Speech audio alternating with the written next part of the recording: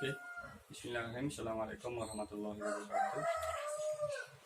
Kembali lagi pada kesempatan kali ini kita akan bahas tentang profesi akuntan publik.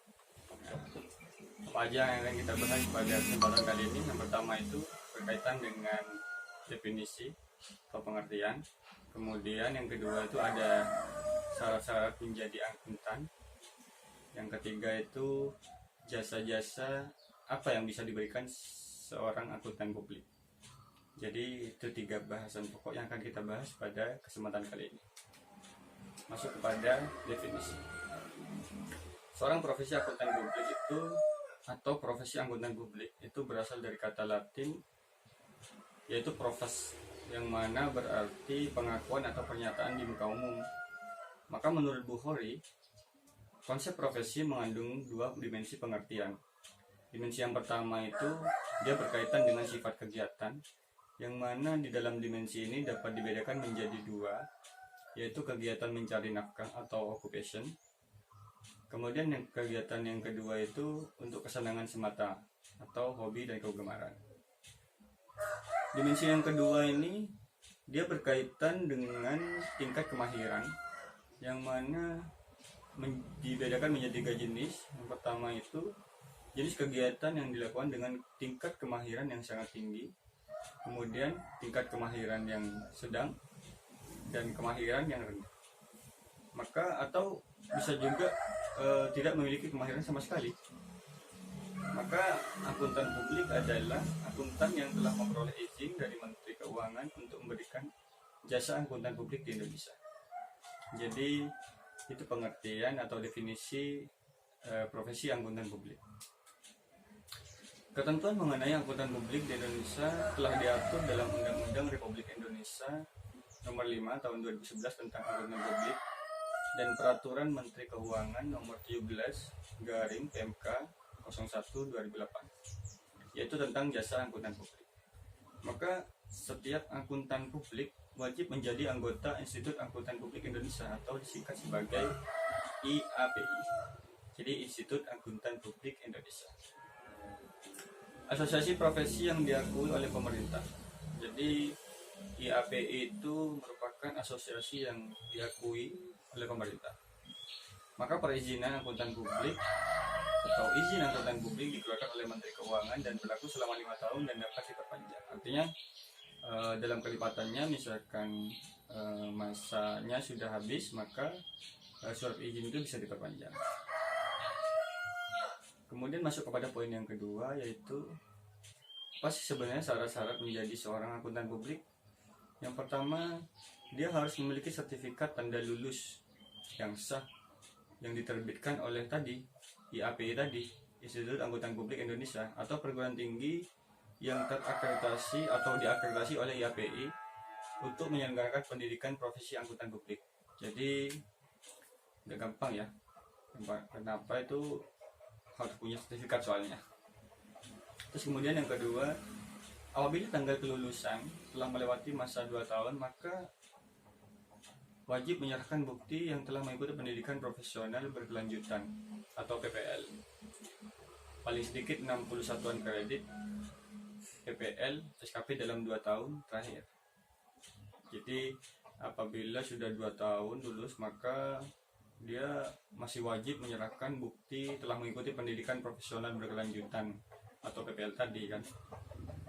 Terus kemudian syarat yang ketiga yaitu dia harus berpengalaman dalam bidang praktek. Jadi dia punya pengalaman praktek di bidang audit umum atas laporan keuangan paling sedikit 1000 jam dalam 5 tahun terakhir, dan paling sedikit 500 jam diantaranya dia pernah juga memimpin atau mensupervisi perikatan audit umum yang disahkan oleh pemimpin atau pemimpin rekan KP.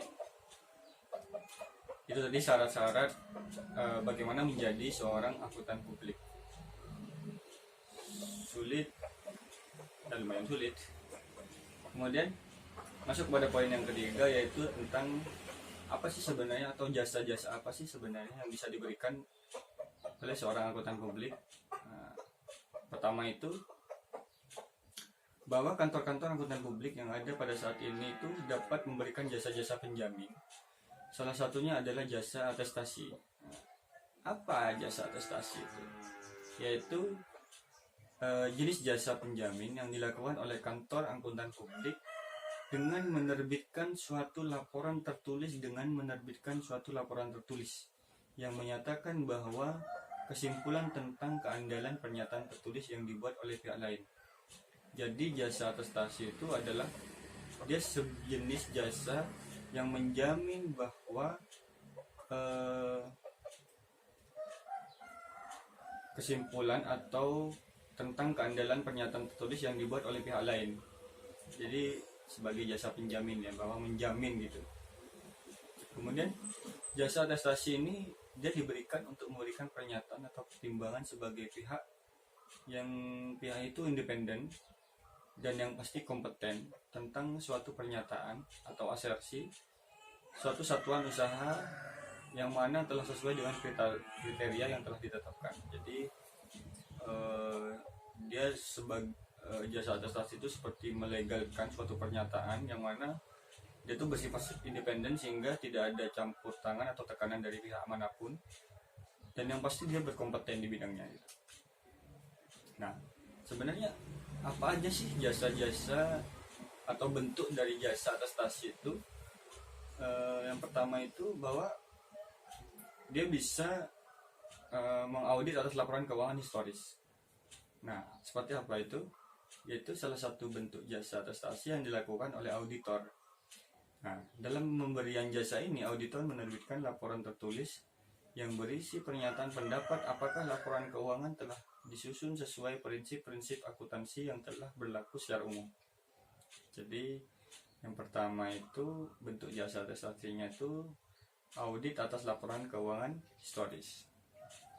Itu bentuk jasa atestasi yang pertama. Kemudian bentuk jasa atestasi yang kedua itu dia mereview atas laporan keuangan historis.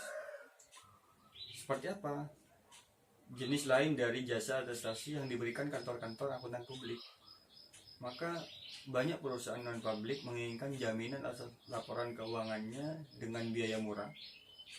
Maka audit atas laporan keuangan menghasilkan jaminan yang tinggi, sedangkan review hanya menghasilkan jaminan yang moderat atas laporan keuangan. Dan bentuk untuk mendapatkan jaminan demikian dibutuhkan bukti yang lebih sedikit. Review untuk keperluan tertentu dipandang sudah cukup dan memadai sehingga dapat dilakukan oleh akuntan publik dengan biaya pemeriksaan yang lebih murah. Jadi bentuk dari jasa atestasi yang kedua itu mereview atas laporan keuangan historis. Nah, kemudian bentuk jasa atestasi yang ketiga itu selain jasa audit dan review, kantor akuntan publik itu juga memberikan jasa atestasi lainnya yang biayanya merupakan perluasan dari audit atas laporan keuangan. Nah, maka ini tentunya dikarenakan para pemakai laporan keuangan membutuhkan jaminan independen tentang informasi lainnya. Misal, sebuah bank sering minta kepada debiturnya untuk diperiksa akuntan publik agar mendapatkan jaminan bahwa debitur telah melaksanakan ketentuan-ketentuan tertentu yang tercantum dalam akad kredit. Jadi seperti BI checking ya gitu ya. Jadi kalau kita mengajukan pembiayaan dalam skala besar mungkin, jadi bank kan perlu berhati-hati juga terhadap debitur itu. Maka biasanya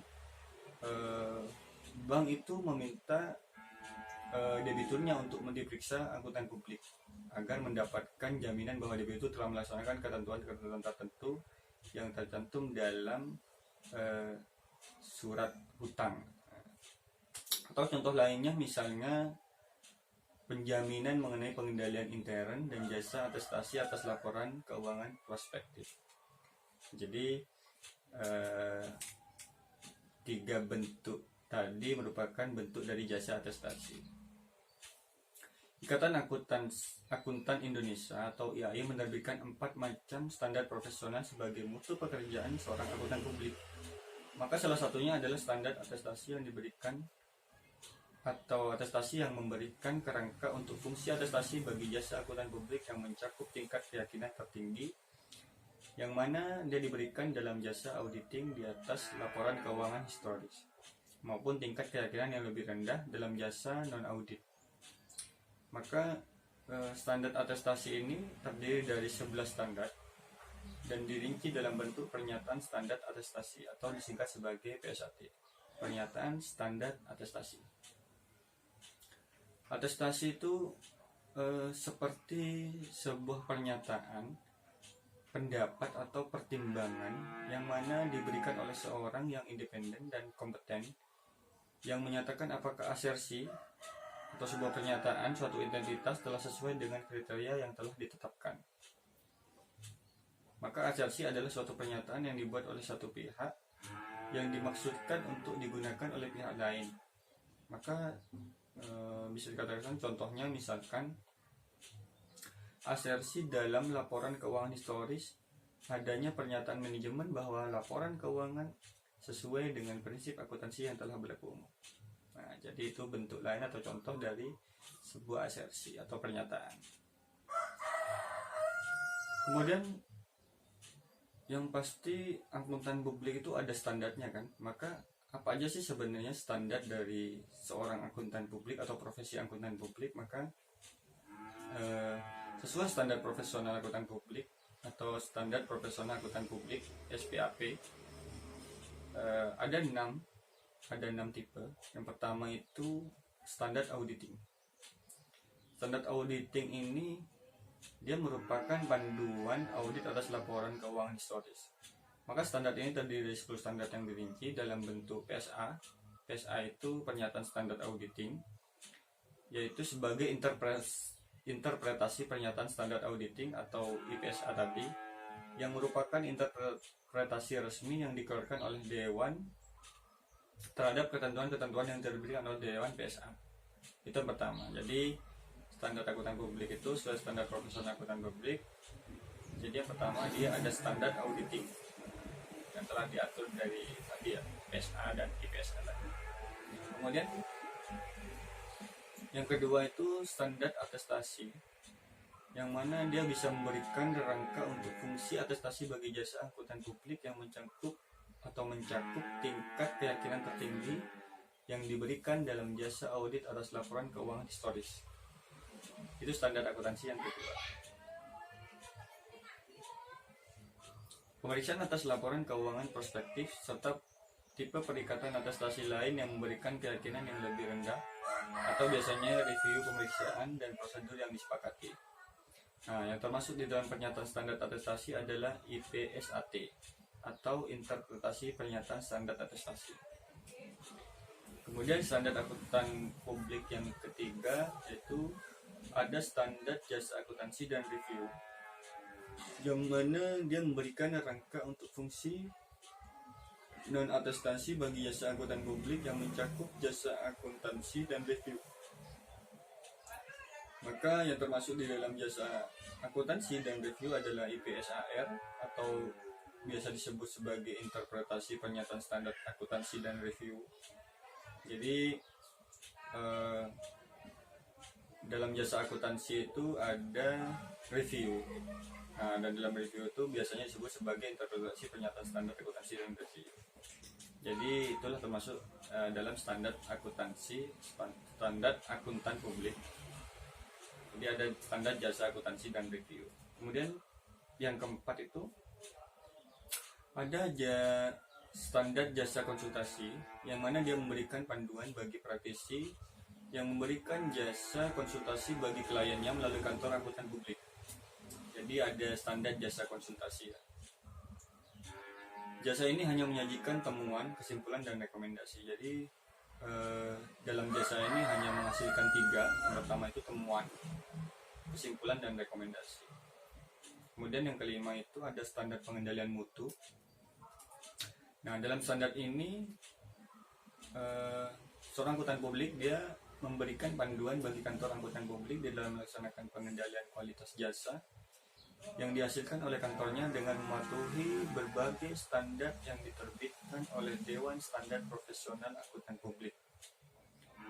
Jadi semuanya itu diarahkan untuk sesuai dengan peraturan atau standar yang diterbitkan oleh Dewan Standar Profesional Akuntan Publik, dan aturan etika kompartemen akuntan publik yang diterbitkan oleh Kompartemen Akuntan Publik, Ikatan Akuntan Indonesia.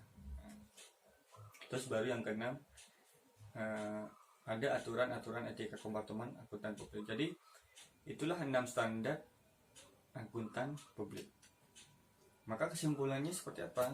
Jadi kesimpulan dari pembahasan profesi seorang akuntan publik ini, yang pertama itu, atau secara keseluruhan, kesimpulannya bahwa auditing menawarkan berbagai beragam peluang karir dalam akuntan publik, yang mana industri dan pemerintahan,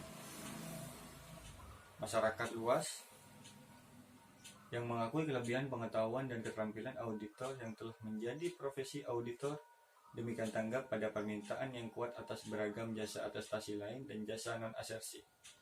Maka dari itu, peluang profesional yang memiliki keterampilan auditing dan atestasi meningkat secara pesat dengan adanya teknologi informasi yang sangat berdampak sangat luas terhadap sistem laporan keuangan. Maka secara khusus menjadi sangat prospek ya, sebagai sebuah peluang karir. Kemudian proyek visi menjadi penting dalam pembahasan tentang nilai-nilai inti dan kompetensi yang akan menunjang profesi auditor dan lainnya di masa yang akan datang atau di masa depan. Maka profesi modern dipengaruhi oleh sejumlah profesional dan organisasi pengatur yang berasal dari sektor swasta maupun publik. Dia juga menaruh perhatian pada mutu kerja seorang akuntan baru, mutu kerja profesional. Nah, maka bagaimanapun dalam melakukan pemeriksaan seorang akuntan harus selalu berpedoman pada 3 hal. Jadi 3 pedoman yang harus dimiliki oleh seorang akuntan. Yang pertama itu ada prinsip akuntansi, ada juga kode etik profesi, dan juga norma pemeriksaan akuntan. Jadi ada 3 pedoman yang harus ada pada 3 hal itu. Jadi yang pertama itu ada prinsip akuntansi Indonesia, ada norma pemeriksaan akuntan, kemudian ada kode etik profesi.